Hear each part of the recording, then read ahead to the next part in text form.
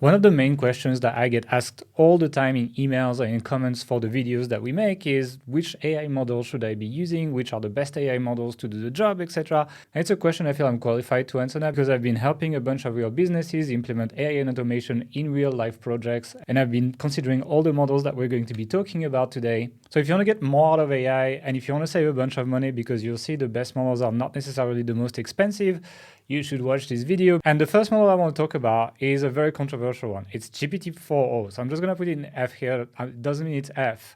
But I want to talk about this one because this is the model that you know in ChatGPT. So it's a model that a lot of people really like. But you will see it has a pretty low context window. 128,000 tokens is not a lot. If you're doing long queries, it's probably not the model to use, especially because it's quite expensive as well. At $5 per million token in and $20 per million token out, that's one of the most expensive models in here. And it's also not the smartest. If we actually check this website called Artificial Analysis, you can see that GPT-4, the model that you see in ChatGPT, is only scoring a 40 on the intelligence scale when some of the best models scale 70. And so that's pretty low in the scale of all the models we're going to be reviewing today. So if you're looking for an actual smart model that does a good job for a good amount of money, it's actually not a very good model. And so actually, I'm just going to up it one tier and I'm going to put it in the E tier. I know a lot of people use it in automation because they know this model from ChatGPT, but it's literally the worst model that you can think of when it comes to making automations, in my opinion. So if you take one thing away from this video, do not use GPT-4o. I think it's a mistake. Now let's talk about the mini models. Mini models are models like, and I'm going to put them in the F tier as well, just so that we have a short list. Gemini 2.0 Flash, Gemini 2.5 Flash non-thinking, GPT 4.1 Mini, that is a new model that just came out, and we have Claude's version of a mini model, which is 3.5 Haiku, right? So that's the four models we're going to be looking at. And when you take one of these models, it's usually when you do things at scale, right? If you need to filter 100,000 leads in a spreadsheet, for example, well, if you do it with a model that costs $5 in, $20 out, you're going to spend thousands of dollars potentially. But if you use something like 2.0 Flash, you can see the price difference is significant here because we go from $5 per million token in to $0.1 per million token in, and from $20 per million token out to $0.4 per million token out. So especially for simple tasks that need to be done at scale, these are the model that you're using. And even though you might not want to use them in your favorite chatbots, these are really the bread and butter models for a lot of automation, because a lot of stuff that people do is really not that complicated when you look at the single task that they need to execute. So now let's start grading them. Now the latest model that came out is actually 2.5 Flash non-thinking, and it's a good model, but I think it's not on the top tier. I think it's an A or a B. I would say maybe it is, I would say it's probably an A because it's still pretty cheap and it's pretty smart. And if we look at the actual intelligence of 2.5 Flash non-thinking, you can see it's ranking at 49 here, which is pretty good for one of the cheaper models. Now, the next model I want to classify is actually Haiku, because Haiku is like a Claude model, and I know a lot of people like Claude because they like Sonnet, which is a very good model. But Haiku, I don't think is that good. It's actually, if you look at the intelligence scale, it's the lowest by a significant margin, actually. And it's also the most expensive by a long shot of the mini models, and it's also the one with the least context size. So to me, Haiku goes in D tier, actually. It's really not a model I would use for anything these days, given the other models that we have. And another question you might have is like, why is 2.0 Flash still here when there's a new version of it called 2.5 Flash? And the reason why is price to performance. If you look at Flash 2.5, it's $0.15 for a million token in and $0.6 for a million token out, which is cheap. But again, if you scale to like millions of operations, it can quickly add up. And 2.0 Flash is literally 33% cheaper. So like essentially, if you had a $1,000 bill, you could transform it into a $666 bill by using 2.0 Flash. And if we actually look at the level of intelligence of 2.0 Flash versus 2.5 Flash, you see we're very close. Like it's almost the same. And that's my experience as well when using them. They're actually very, very close. And that's why, in my opinion, for automation and for a lot of very simple tasks, I think 2.0 Flash is going to be our first S tier model, because it has the search grounding. It can search for stuff. It can view images. It can take documents. It can generate images even these days. It's very, very cheap. One of the cheapest mini models, probably the cheapest we have in this whole thing, actually. Yeah, it is the cheapest. And it will do a great job at all your summaries, extracting information, etc. at scale at a low price. Like, it's very hard for me to spend more than like 50 to $100 on 2.0 Flash per month just because of how cheap this model is. And then we have the last mini model, which is the 4.1 mini that was also just released by OpenAI. And so I've tested this one in the context of doing agents in Typing Mine, if you've seen our latest podcast. And so it's a decent model, but I found the answers pretty average, and it's still significantly more expensive than the Flash models, right? Especially on input, right? You can see 0.1, 0.15, and then we're talking 0.4 in and 1.6 out, which is still, again, like we're talking 3-4 times more expensive than the Flash models. And so that one is better from OpenAI because they increase the context size, but I think it's not an amazing model either, that mini model. Like, I would definitely use the Gemini models when actually doing any kind of automation. So that's kind of like our mini models. Now, the next category of models I want to talk about is the reasoning mini models. So you can see there is models like, and I'm going to put them in F here as well so we can shortlist them, O4 mini, which is OpenAI's version of a mini reasoning model. You have 2.5 Flash Thinking, that is the Google version of a reasoning mini model. And that's pretty much all we have here because Anthropic doesn't have one and Deepseek doesn't have one.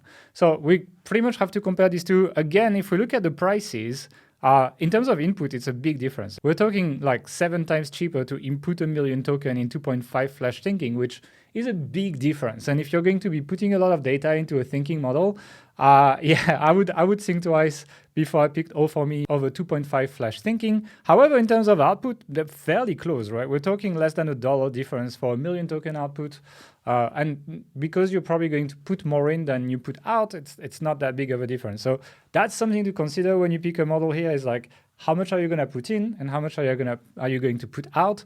Now, in terms of intelligence, I think we kind of like reverse the tides, because if you look at intelligence, actually O4 mini high, which is like the very long reasoning version of the O4 mini, is actually scoring the highest on the intelligence index. Now, this makes me question the benchmark a little bit, because I think like 2.5 Pro and O3 are significantly better than O4 mini, but there's no denying that O4 mini is a very smart model, and I use it as my default ChatGPT model, for example, when I use ChatGPT, and it does fairly well for me. So it's like, and I find it a bit better than 2.5 Flash in terms of intelligence. So 2.5 Flash is cheaper, O4 mini is smarter. Now, again, it depends on your input, but I think O4 mini actually takes a little bit of an edge here. I think O4 mini, to me, might be my favorite mini reasoning model because the price, as long as you don't input too much. I would consider 2.5 Flash to be a bit below. And the reason why is because it's a bit less smart. But if I don't need the full intelligence of O4 mini and I'm putting a lot of data, I would probably pick 2.5 Flash for my automation, for example. So I'm going to leave 2.5 Flash in A tier here. Now let's look at a company we haven't looked at much except for Haiku, which is Claude. A lot of people love Claude.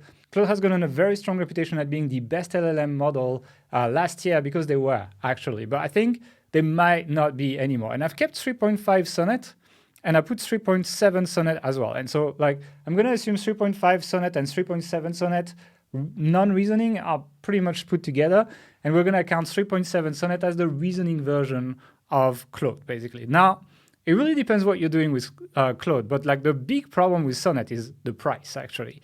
You can see that the input tokens, we're jumping to like $3 per million token in and $15 per million token out, which is a lot. Like, compare that to like the numbers we were looking at for the mini models here, where we're never talking about more than $1 except for O4 mini. If you're putting a lot of information in Sonnet, the bills rack up really quickly, and especially in the reasoning version, because you pay $15 and you pay for the reasoning token in reasoning models, it can output like 2 or 3 times more tokens. That gets really expensive.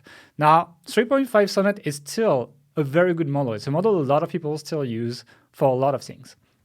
But because of the price, it cannot be an S tier model.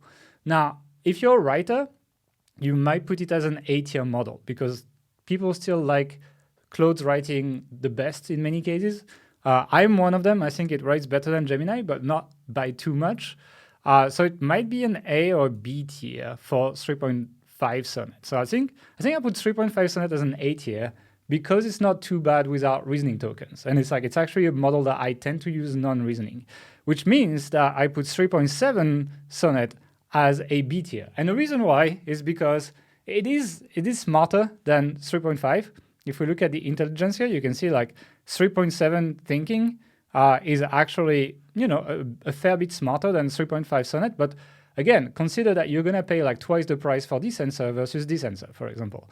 And that really oftentimes, especially for writing tasks, especially for like non-coding tasks, is not worth the price. I don't think you should make your models reason, especially on Claude. It's just too expensive, especially if you scale up tasks. So actually, I think 3.5 was a better model than 3.7. So I'm going to leave them that way right now. And we're going to pick OpenAI's O3 model, which is the most expensive model of this list.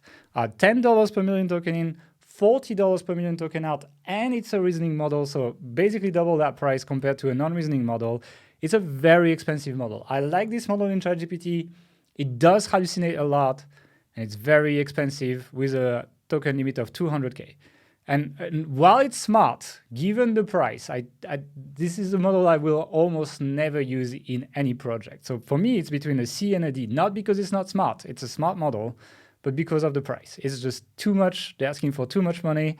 I might put it in D tier as an API. I think it's not worth it. And the reason why is because we have Gemini 2.5 Pro, which is the one we're going to go for next. Gemini 2.5 Pro, if we look at it on this intelligence index, is basically neck and neck with O3, which we looked at. That was $40 per million token out and $10 per million token in, except it costs $1.25 versus $10 per million token in, and $10 versus $40 per million token out.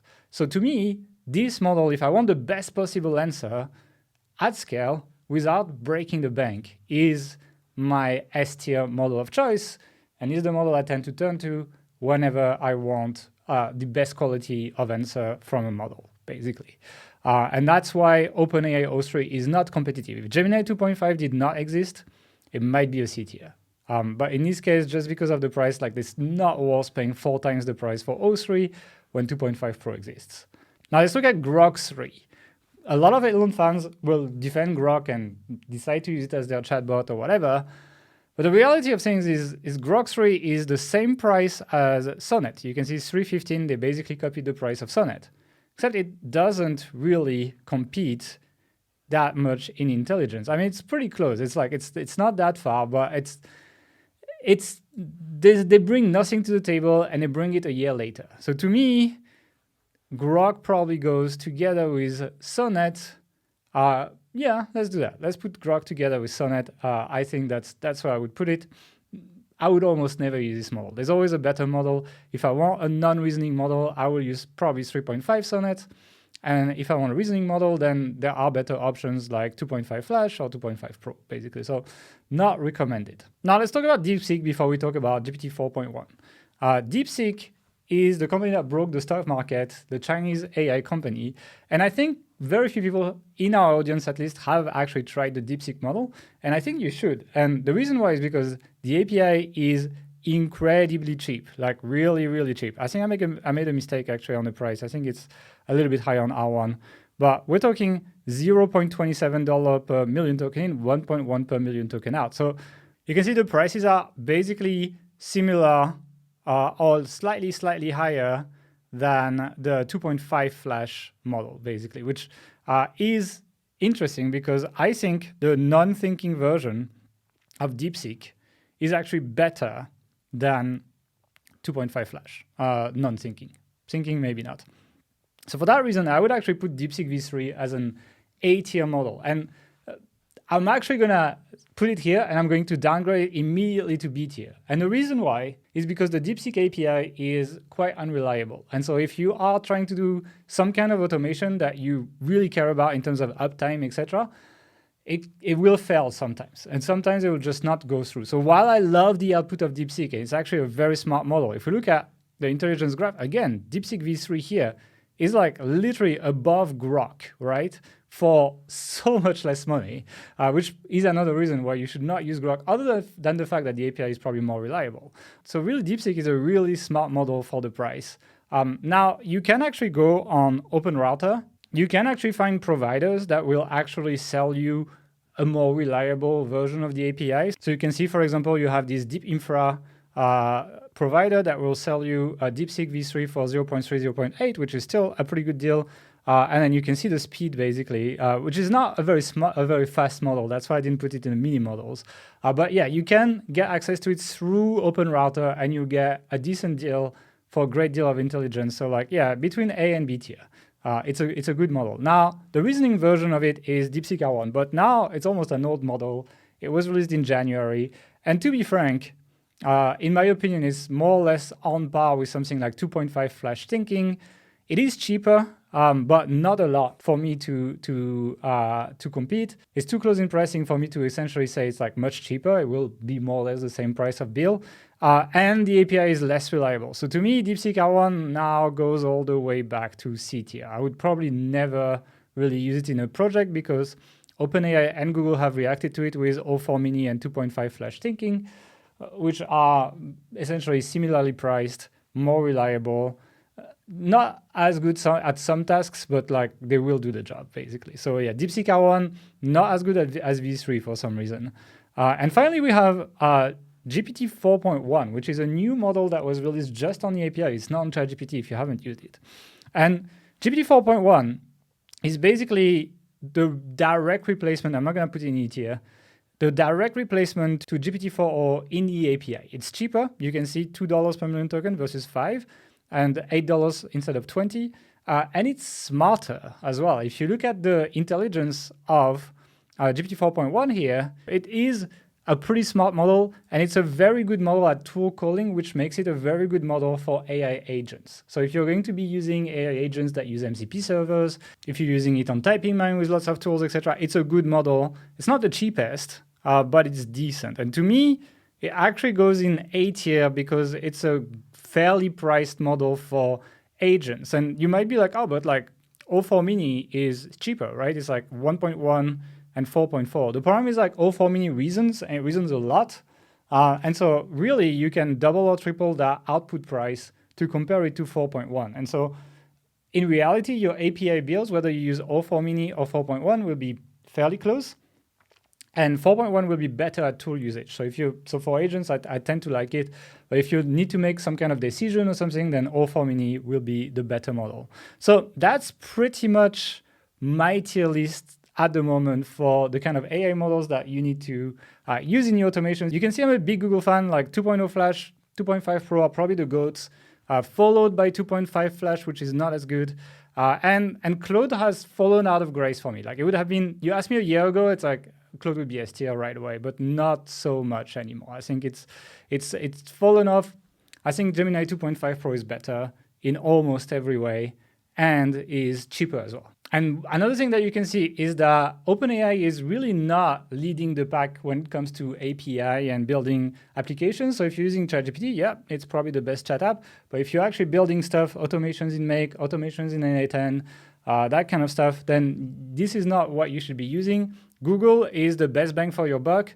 And the only OpenAI models that I would consider using are O4 mini and 4.1. All right, that was a bit of a nerdy video, a bit of a different style. I know it's not like a hands-on building something, but I thought that sharing my experience would be interesting to you. So let me know what you think in the comments. Should I do more tier lists like this? This tier list tool was actually built by Gemini 2.5 Pro, so you can see these models are really, really smart now. And yeah, if you enjoyed this video, don't forget to like and subscribe.